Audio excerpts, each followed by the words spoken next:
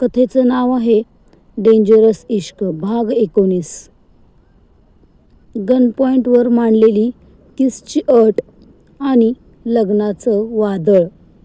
माझ्या पर्यायांबद्दल बोलू नकोस जानम. माझ्याकडे खूप ऑप्शन्स आहेत. आता मी तुला किस करणार नाही तर तू स्वतःहून मला किस करणार.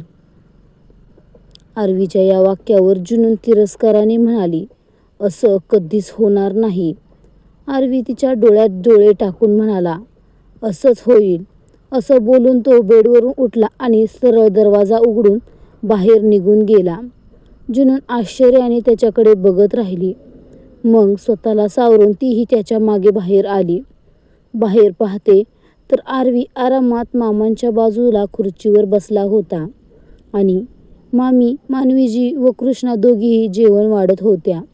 जुनून तिथे आली आणि मामींच्या हातातून भाजीचा बाऊल घेत म्हणाली, मामी, मी वाढते जेवण. ती आरवीच्या प्लेटमध्ये भाजी वाढणार इतक्यात आरवीने आपल्या कमरेची गन काढली आणि खटकन जेवणाच्या प्लेटच्या बाजूला ठेवली. जुनूनचे मात्र डोळेच विस्फारले. मानवी निवासमध्ये अजयजी आणि आरवी दोघेही डायनिंग टेबलवर बसले होते. मानवीजी आणि कृष्णाही तिथेच बसल्या होत्या. ते टेबल इतकं छोटं होतं की 5 लोक तिथे कसेबसे बसू शकत होते. जुनून सगळ्यांना जेवण वाढत होती. ती जशी आरवीच्या प्लेटमध्ये भाजी वाढायला आली, आरवीने आपल्या कमरेची गन काढून टेबलावर ठेवली आणि एक तिरकस नजर जुनूनवर टाकली. अजयजी आणि मानवीजींचा तर घसा कोरडा पडायला लागला होता आणि त्यांच्या नजरेत जुनूनबद्दलचा राग दिसू लागला. जुनून आरवीला म्हणाली, प्लीज ही बंदूक खाली ठेवा. आरवी निर्विकारपणे म्हणाला, का? वर ठेवण्यात काय प्रॉब्लेम आहे? जुनून दबक्या आवाजात म्हणाली, सगळ्यांना भीती वाटते याची. आरवी उपहासाने म्हणाला, का? जेवणाऐवजी मी त्यांना गोळ्या थोडीच भरवणार आहे आणि समोरचा जर विनाकारण घाबरून स्वतःची पॅन्ट ओली करत असेल तर त्यात माझी काय चूक? जुनून संशयाने त्याला. आरवी हसून म्हणाला, ही नजर स्वतःकडेच ठेव जानम. मला काही फरक पडत नाही. मी तुझ्याशी प्रेमाने वागतोय याचा अर्थ असा नाही की तू मला तुझ्या बोटावर नाचवशील. आरवी बोट तोडणाऱ्यांपैकी आहे, बोटांवर नाचणाऱ्यांपैकी नाही, आरवीने जुनूनला सांगितलं. हा भाजीचा बाऊल समोर ठेव. मला बघायचंय तो तिथे कसा दिसतो. जुनूनने वाद न घालता तो बाऊल टेबलावर ठेवला. कृष्णा तोंड वाकडं करून म्हणाली, आम्हाला आज जेवायला मिळणार आहे की नाही? आईने सकाळपासून अगोदरच काही खाऊ घातलं नाहीये. भुकेने माझ्या पोटात कावळे ओरडतायत. आरवीने मोठ्या केविलवाण्या नजरेने तिच्याकडे पाहिलं आणि म्हणाला, अरे रे रे, माझ्या मेहुणीने सकाळपासून काहीही खाल्लं नाही जानम. तुझी ही चिमुकली बहीण भुकेली असताना तू तिला जेवण कसं देत नाहीस? जरा तो रायत्याचा बाऊल उचल आणि तिला वाढ. जुनूनला आरवीच्या डोक्यात काय चाललंय हे कळत नव्हतं, पण कृष्णाच्या चेहऱ्यावरची भूक तिला दिसत होती. तिने रायत्याचा बाऊल उचलला आणि ती कृष्णाकडे जाऊ लागली. ती कृष्णाच्या अगदी जवळ पोहोचलीच होती की अचानक आरवीने टेबलावरची गन उचलली आणि पुढच्या क्षणी 10 एकन गोळी झाडली. गोळी सरळ त्या रायत्याच्या बाऊलला लागली आणि बाऊल फुटून सगळा रायता कृष्णाच्या तोंडावर उडाला. कृष्णा जागीच थिजली. भीतीने ती ना उभी राहू शकत होती ना नीट बसू शकत होती. गोळीचा आवाज ऐकून अजयजी आणि मानवीजी ताडकन उभे राहिले आणि मागे पळाले. जुनूनचे हात थरथर कापत होते. जर ती गोळी थोडी जरी इकडे तिकडे झाली असती तर ती कृष्णाच्या डोक्यात किंवा जुनूनच्या पोटात शिरली असती. जुनून थरथरत आरवीकडे बघत होती. आरवीने कृष्णाकडे पाहिलं आणि हलकसं हसून म्हणाला, हे तर चुकीचं आहे सालीसाहेबा. रायता तोंडाने खायचा असतो, तोंडावर फासून घ्यायचा नसतो. आरवीचा हा भयानक खेळ आता पुढे काय वळण घेणार? जुनून आता आरवीचं म्हणणं ऐकून त्याला स्वतःहून किस करणार का? सालीसाहेबा, तुम्ही तर एकाच वेळी सगळा रायता संपवून टाकलात. आता मी काय खाणार? आरवीच्या या उपरोधिक प्रश्नावर कृष्णा भीतीने थरथर कापत म्हणाली, मला जेवण नकोय. आरवीने तिच्याकडे डोळे वटारून पाहिलं आणि म्हणाला, असं कसं नको? तो बघ, तुझ्यासमोर हलव्याचा बाऊल ठेवलाय. किती छान दिसतोय ना हा हलवा. माझं तर मन होतंय की मी या हलव्याशीच लग्न करावं. काय गजानन, करू का? जुनून फक्त सुन्न होऊन त्याच्याकडे पाहत राहिली. तिच्या तोंडातून शब्दच फुटत नव्हता. आरवी काहीतरी विचार करत म्हणाला, पण जर मी हलव्याशी लग्न केलं तर माझ्या मुलांची नावं काय असतील? काजू बदाम? अजयजींनी आरवीकडे पाहून विचारलं, आरवी, हे तू काय बोलतोयस? तुला नक्की काय हवंय? तू स्वतः इथे जेवायला आला होतास ना, मग आम्हाला जेवू का देत नाहीयेस? आरवी बेफिकीरपणे म्हणाला, माझी मर्जी. मला तुम्हाला जेवताना बघायला आवडत नाहीये. जोपर्यंत मला चांगलं वाटत नाही तोपर्यंत तुमच्या घशाखाली अन्नाचा एकही घास उतरणार नाही. नाहीतर मग हा राममोहराला बेरहम कोण म्हणेल? जुनून आतापर्यंत सगळं सहन करत होती, पण आता तिचा संयम सुटला.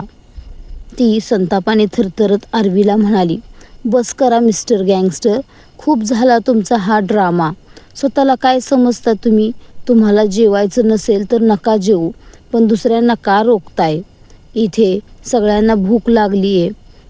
तुमचं काय? तुम्ही तर दिवसाला 50-50 सिगारेट ओढून स्वतःचं पोट भरता, पण बाकीच्यांना अन्न लागतं. जुनून बोलतच होती की अचानक आरवी तिच्या समोर येऊन उभा राहिला.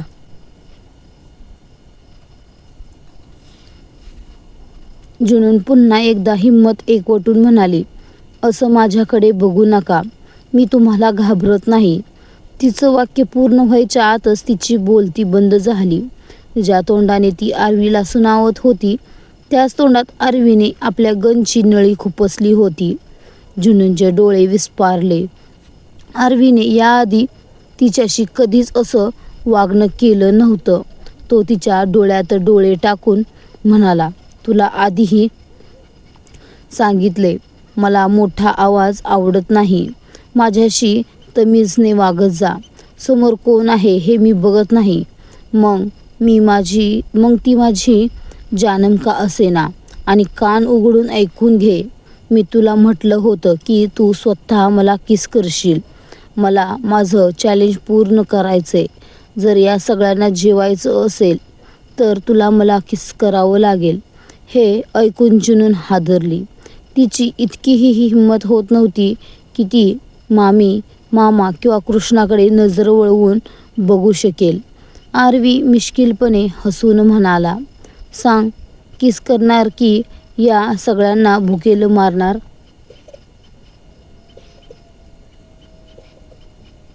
जुनून आपल्या कुटुंबासाठी आरवीची ही लाजिरवाणी अट मान्य करणार का?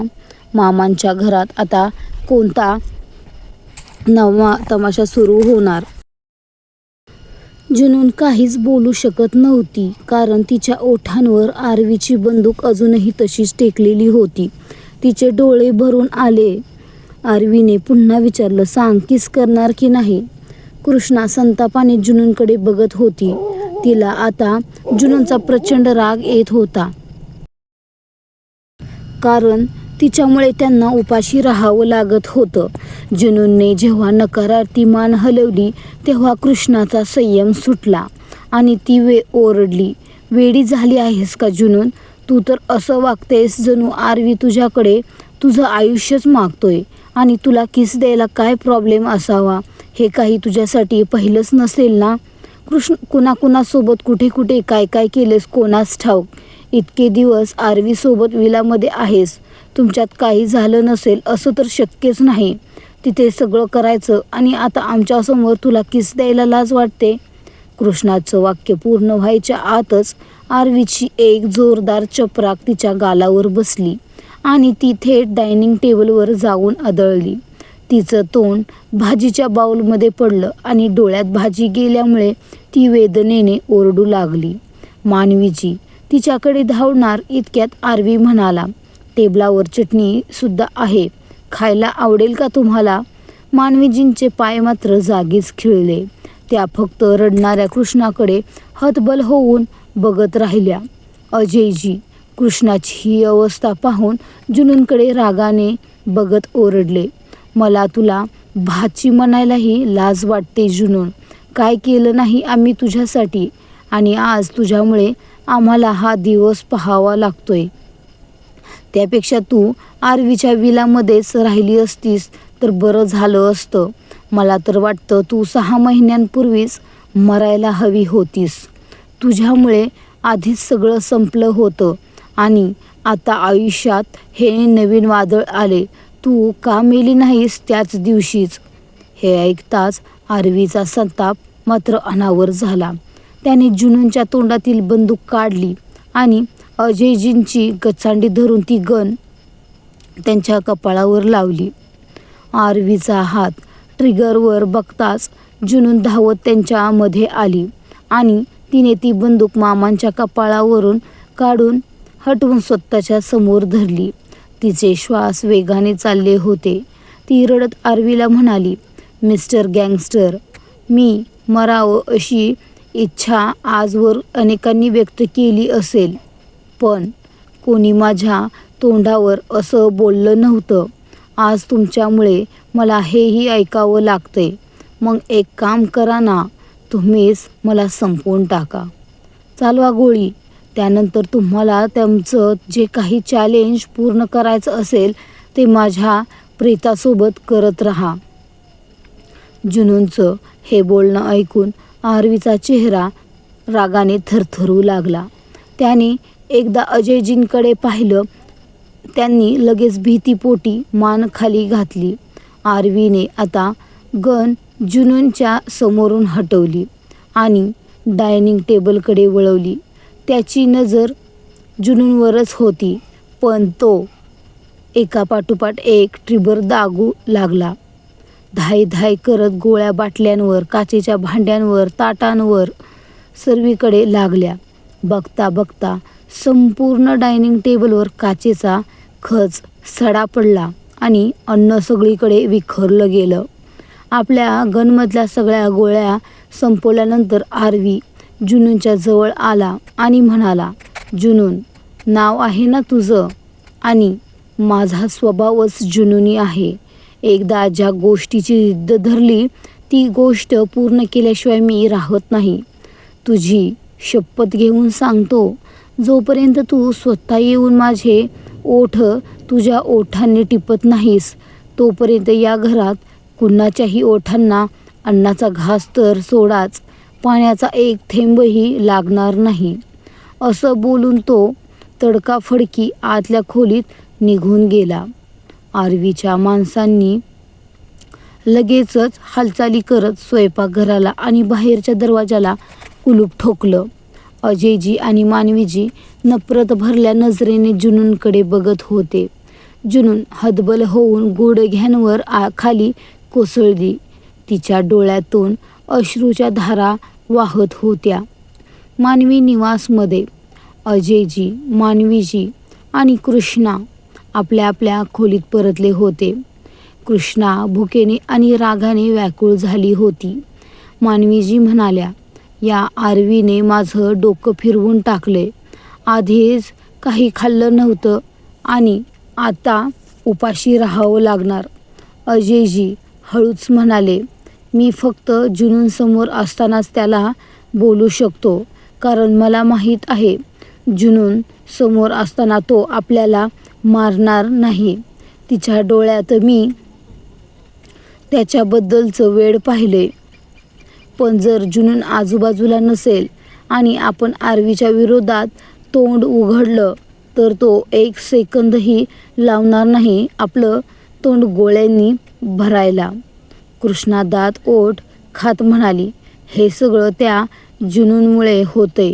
6 महिन्यांपासून फुकटच्या भाकऱ्या तोडते आपल्या घरी. तिच्यामुळे मला कॉलेजमध्ये ऐकून घ्यावं लागायचं.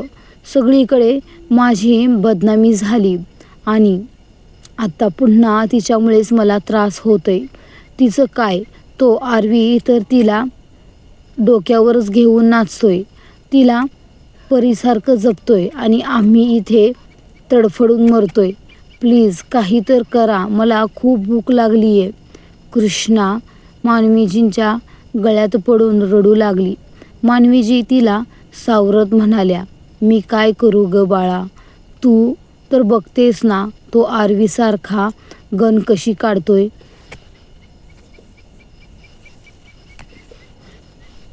जुनून आपल्या कुटुंबासाठी स्वतःचा स्वाभिमान बाजूला ठेवून आरवीकडे शरणागती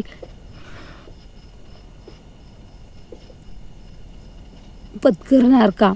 आरवीची ही भयानक जिद्द काय रंग दाखवणार पाहूया. जर आपण स्वयंपाकघराचं कुरूप तोडण्याचा प्रयत्न केला तर तो गँगस्टर आपल्याला जिवंत सोडणार नाही.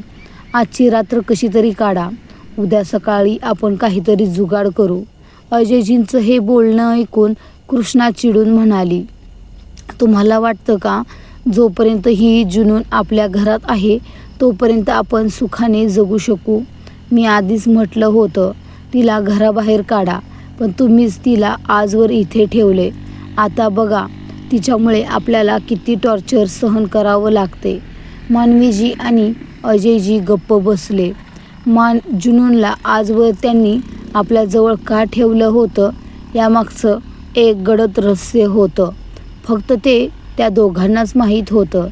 दुसरीकडे जुनून आरवीच्या खोलीत आली आणि कळवळून म्हणाली, प्लीज कुलूप उघडा. सगळे भुकेने व्याकुळ झालेले आहेत. कुणीही उपाशी झोपू शकणार नाही. आरवी हसून म्हणाला, तू पण नाही ना जानम. तो खुर्चीवरून उठला आणि जुनूनसमोर उभा राहून म्हणाला, जर तू बहिरी असशील तर सांग, आपण कानाच्या डॉक्टरकडे जाऊया, कारण मला पुन्हा पुन्हा वाद घालायला आवडत नाही. स्वयंपाकघराचं कुलूप कसं उघडेल हे तुला माहीत आहे. आता तुझी मर्जी आहे. जुनून उपहासाने म्हणाली, काय मिळतं तुम्हाला असं लोकांना छळून? आरवी बेफिकीरपणे म्हणाला, मी कुणाला छळत नाहीये, पण जर समोरचा मला मजबूर करत असेल तर त्यात माझी चूक नाही. जुनून रडत म्हणाली, चूक माझीच आहे की मी तुम्हाला माणूस समजलं, पण तुम्ही तर माणूस नाहीच आहात. आरवीने तिचं बोलणं मध्येच तोडलं. माणूस नाही तर जनावर आहे म्हणायचंय ना तुला? मग आता बघ हे जनावर तुला कसं हाताळतंय. जर प्रेमाने वागलीस तर मी प्रेम देईन, पण जर राग आणलास तर हे जनावर स्वतःला सोडत नाही, मग दुसऱ्याला तर काय सोडणार? जुनून त्याच्याकडे पाहतच राहिली. तिने हिंमत एकवटली आणि आरवीच्या अगदी जवळ जाऊन म्हणाली, तुम्ही तुमचं चॅलेंज जिंकलात मिस्टर गँगस्टर. तुम्ही जे सांगाल ते करायला मी तयार आहे. तुम्हाला लोकांना त्रास देण्यात मजा येत असेल, पण मी कोणाला दुःखी बघू शकत नाही. असं बोलून ती आपल्या पायाच्या अंगठ्यावर उभी राहिली आणि तिने आपला हात आरवीच्या गालावर ठेवला. तिचे नाजूक ओठ आरवीच्या ओठांच्या अगदी जवळ आले. जुनून आरवीला किस करणार इतक्यात आरवीने अचानक आपला चेहरा मागे घेतला. जुनून आश्चर्याने त्याच्याकडे बघू लागली. आरवी मिश्किलपणे हसून म्हणाला, जानम, जबरदस्ती तर मी कोणासोबतही करू शकतो, पण जर तुझ्याशीही मी तसंच वागलो तर मग तुझ्यात आणि माझ्यात काय फरक उरेल? खैरात म्हणून तर आरवीला स्वतःचा जीवही नकोय, मग तुझं प्रेम तर लांबची गोष्ट आहे. असं म्हणून त्याने खिशातून चावी काढली आणि जुनूनकडे भिरकावली. जुनूनने चपळाईने ती चावी झेलली. आरवी निर्विकारपणे म्हणाला, जा, ज्याला द्यायचे आहे त्याला ही चावी दे. उद्यापासून आपल्या लग्नाचे विधी सुरू होणार आहेत. मला लग्नाच्या घरात मातम नकोय. भुकेने कोणी मेलं तर मला फरक पडणार नाही, पण तुझा चेहरा उदास असेल तर मग मला लग्नात मज्जा येणार नाही. हे ऐकून जुनून हादरली आणि म्हणाली, मला तुमच्याशी लग्न करायचं नाहीये. तुम्ही काहीही करा, पण मी लग्नाला तिचं ते वाक्य पूर्ण व्हायच्या आतच आरवीने तिच्या हातातून चावी हिसकावून घेतली आणि रागाने ओरडला, मी तुझ्या घरच्यांना जेवण द्यायचा विचार करत होतो, पण तू तर त्यांना गोळ्या घालायला मजबूर करतेस. त्याने बाहेर उभ्या असलेल्या गुपजोला बोलावून चाव्या दिल्या. जा, त्या भिकाऱ्यांना थोडं जेवण देऊन ये, असं तो म्हणाला. त्यावर जुनून संतापली. तुम्ही त्यांना असं कसं बोलू शकता? आरवी तिच्याजवळ येऊन म्हणाला, भिकाऱ्याला भिकारीच म्हणणार ना. तुझ्या मामाने माझ्याकडून पैसे घेतलेत आणि ते परत करायचं तो नावच काढत नाहीये. जो फक्त पैसे घेतो आणि परत करत नाही तो भिकारीच असतो. जुनून निरुत्तर झाली. आरवी तिची नजर आपल्या नजरेत कैद करून म्हणाला, तुला भूक लागलीये? जुनून नकारार्थी मान हलवली. तिने नकारार्थी मान हलवताच आरवीने तिचा हात धरला आणि तिला बेडकडे नेत म्हणाला, मग आता गुपचूप झोपून जा. उद्या तुझ्या चेहऱ्यावर थकवा दिसलेला मला चालणार नाही. असं बोलून त्याने जुनूनला बेडवर बसवलं. आरवी आणि जुनूनच्या लग्नाचे विधी आता कोणते नवे तमाशे घेऊन येणार? अजयजी आणि मानवीजींचं ते गडद रहस्य काय असेल हे जाणून घेण्यासाठी आपल्या चॅनलला सबस्क्राईब करा आणि बेल आयकॉन प्रेस करा, म्हणजे नवीन आलेल्या भागाची नोटिफिकेशन तुम्हाला भेटेल. तोपर्यंत बाय, भेटू एका नवीन भागासह. तोपर्यंत आणि कथा कशी वाटते हे कमेंटमध्ये सांगायला विसरू नका. जास्तीत जास्त लोकांनी कमेंट करा, बघू कोण न्यू मेंबर कमेंट करतो.